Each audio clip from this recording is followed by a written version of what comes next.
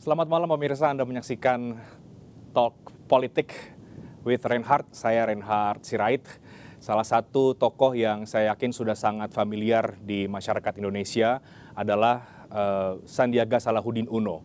Punya perjalanan karir yang sangat panjang, baik di dunia usaha dan juga di dunia politik, karena pernah maju di Pilpres 2019 bersama dengan Pak Prabowo Subianto. Saat ini Sandiaga Uno menjabat sebagai Menparekraf Republik Indonesia di bawah pemerintahan Presiden Joko Widodo. Belakangan baru-baru ini Sandiaga membuat pernyataan yang cukup menarik perhatian karena ia menyatakan siap maju di pemilu 2024. Apakah ini sinyal bahwa Sandiaga Uno akan kembali ke panggung Pilpres di tahun 2024, dan bagaimana pula Menparekraf menyikapi soal pasal zina di Undang-Undang KUHP yang belakangan ini juga menyedot perhatian karena dikhawatirkan ini berdampak pada industri pariwisata di tanah air, khususnya Bali. Malam hari ini saya akan langsung tanyakan ke Mas Sandiaga Uno yang sudah datang di studio kami. Saya akan undang langsung Mas Sandiaga Uno, Menparekraf Republik Indonesia. Terima kasih Mas Sandi. Terima kasih, sudah datang. Selamat malam, Horas. Selamat. Silakan duduk Mas Sandiaga. Apa kabar? Kabar baik, Mas Sandi bagaimana? Baik? Alhamdulillah, mengucap syukur. Sehat walafiat. Sehat. Mas, ini namanya juga talk politik ya. Jadi pasti kita akan ngomongin politik, tapi nanti belakangan kita akan ngomongin politik. Saya ingin mulai dulu dari yang tadi sudah sempat saya singgung di awal, Mas, soal polemik pasal zina di UU KUHP yang tampaknya sekarang banyak pelaku industri wisata yang khawatir, Mas, ini bisa berdampak buruk pada pariwisata, padahal pas G20 atau setelahnya itu sudah sangat berdampak positif. Sebagai Menparekraf, Mas Sandi menyikapi polemik ini bagaimana sebenarnya? Ya, jadi ini memang kita sudah melakukan langkah antisipasi karena kebangkitan pariwisata dan ekonomi kreatif tahun ini menunjukkan tren yang sangat menggembirakan, sangat positif. Karena kalau kita lihat dari kunjungan wisatawan mancanegara, peningkatannya ini sangat signifikan dari target batas atas 3,6 untuk tahun 2022 per Oktober sudah lewat 3,9 dengan proyeksi outlook kita akan menembus angka 5 sampai 5,2 juta. Berarti ini dari wisatawan mancanegara kunjungannya meningkat. Dari segi pendapatan pariwisata juga hampir 2 kali lipat, target 1,7 miliar dolar sekarang sudah melewati 4 dan mendekati untuk 1 tahun ini bisa mencapai angka 6 miliar US dollar, berarti hampir lebih dari 3 kali lipat. Jumlah lapangan kerja tahun ini akan tercipta 1,1 juta lapangan kerja, sementara wisatawan Nusantara ini juga kita prediksi sekitar 600 juta pergerakannya. Kita cukup optimis akhir tahun bisa melewati 800 juta pergerakan wisata Nusantara. Jadi optimis dan memang peningkatannya cukup signifikan ya Mas Andi? Peningkatannya cukup signifikan dan oleh karena itu dengan perkembangan terakhir ini kita sudah mengantisipasi, tim kami sudah ada di on the ground, sudah secara fisik ada di destinasi atau pasar-pasar utama kita. Jadi seperti nomor 1 kan Australia, itu ada tim yang sudah kita terjunkan di sana untuk menjelaskan kepada para pemangku kepentingan, stakeholders, travel agent, kepada para wisatawan, terutama juga perusahaan-perusahaan besar yang perlu kita jelaskan secara langsung tentang perkembangan terakhir. Juga di 5 pasar terbesar kan ada Singapura, Malaysia, India, dan Amerika Serikat dan Inggris sudah kami juga terjunkan tim khusus untuk menjelaskan karena pariwisata Indonesia terbuka, kita sangat menyambut wisatawan dan tidak perlu ada keraguan sedikit pun. Kita akan menjamin wisatawan aman, nyaman dan menyenangkan. Ya, itu tidak perlu ada keraguan, itu perlu di highlight itu Mas. Ya, jadi tidak perlu ada tidak perlu khawatir. Tidak perlu khawatir dan kami akan menjamin bahwa wisata mereka aman, nyaman, dan menyenangkan. Bangsa kita adalah bangsa yang sangat menghargai tamu. Bangsa kita juga menghormati ranah privat mereka. Dan ini sudah menjadi budaya kita untuk memperlakukan tamu ini sebagai raja. Jadi saya menyampaikan pariwisata Indonesia, pariwisata yang berkualitas dan berkelanjutan. Nah, ini memang ada sedikit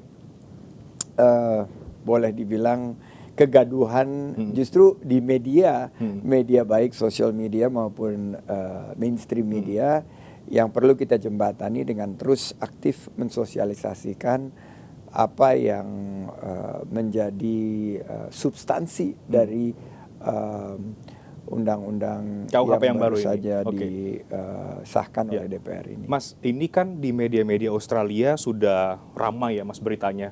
Tadi Mas Menteri juga sampaikan bahwa Australia pangsa pasar yang utama juga begitu.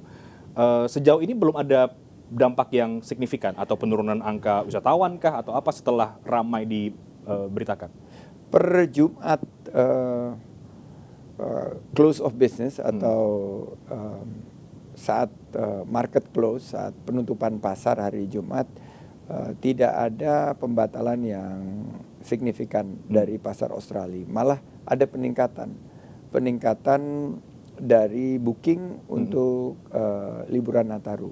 Kita sekarang ada di 11 sampai 12 ribu per hari kunjungan wisatawan mancanegara atau foreign tourist arrival ke Bali.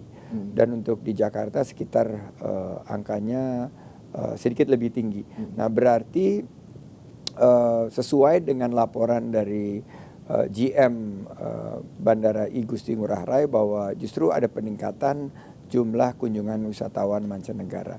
Nah, kami akan monitor termasuk terus, dari Australia, Mas? Termasuk dari Australia. Jadi kami akan monitor terus. Saya baru berkoordinasi dengan tim kami yang sedang secara fisik ada di Sydney. Kami akan pastikan bahwa setiap pertanyaan ini akan kita klarifikasi.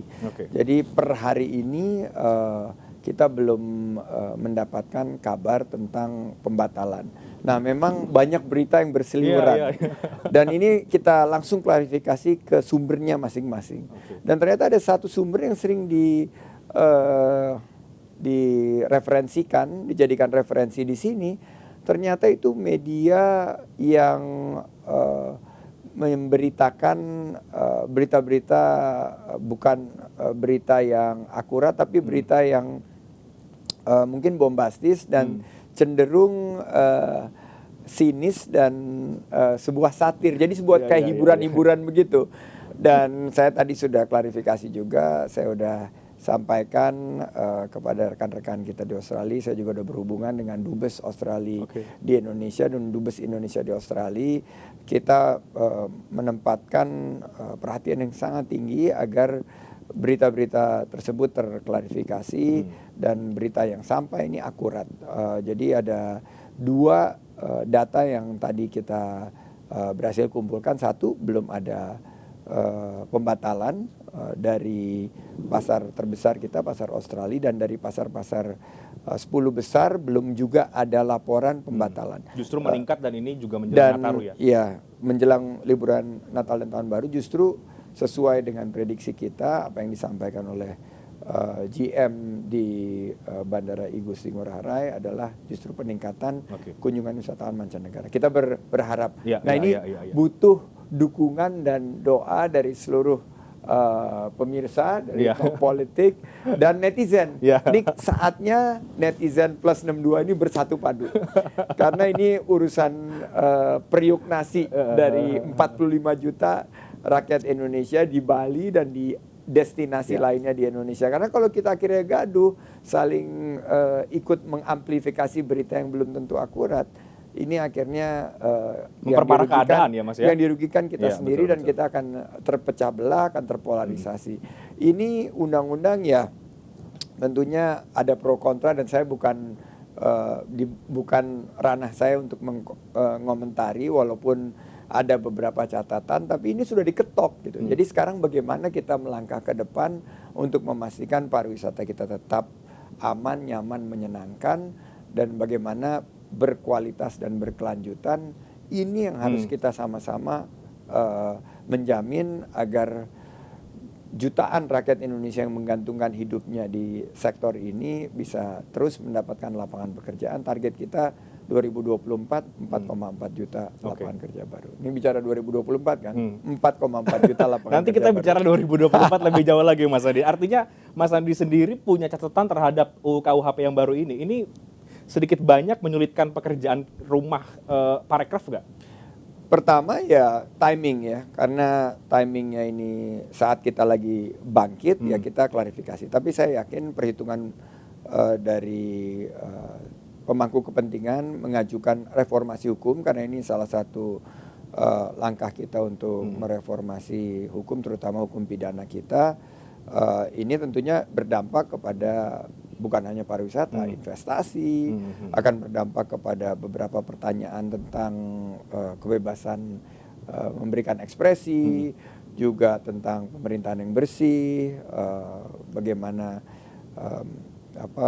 perjuangan kita melawan korupsi dan lain sebagainya. Jadi sebagai tentunya yang melihat dari sisi pariwisata dan ekonomi kreatif, ada beberapa poin yang mesti kita sikapi, dan kebetulan kita akan mulai membahas undang-undang pariwisata. Jadi sebagian kekhawatiran ini akan kita tampung dalam pembahasan nanti untuk undang-undang pariwisata. Jadi saya minta seluruh dan sudah memberikan instruksi kepada seluruh pemangku kepentingan, jika ada yang timbul kekhawatiran atau ketidakjelasan, mari kita klarifikasi dan kita pastikan ini bisa tersolusikan dengan undang-undang pariwisata yang rencananya kita akan mulai membahas tahun depan, dan kita akan mudah-mudahan bisa mendapat pengesahan tahun depan juga. Kita sekarang ganti topik ke politik nih Mas. Mas Andi baru-baru ini mengatakan siap maju di Pilpres 2024. Apakah ini memang tanda bahwa Mas Sandiaga Uno akan kembali terjun ke panggung politik seperti yang terjadi di 2019 di nanti tahun 2024? Tapi dijawab nanti Mas Andi. Kita break terlebih dahulu. Kami akan segera kembali usai jeda berikut.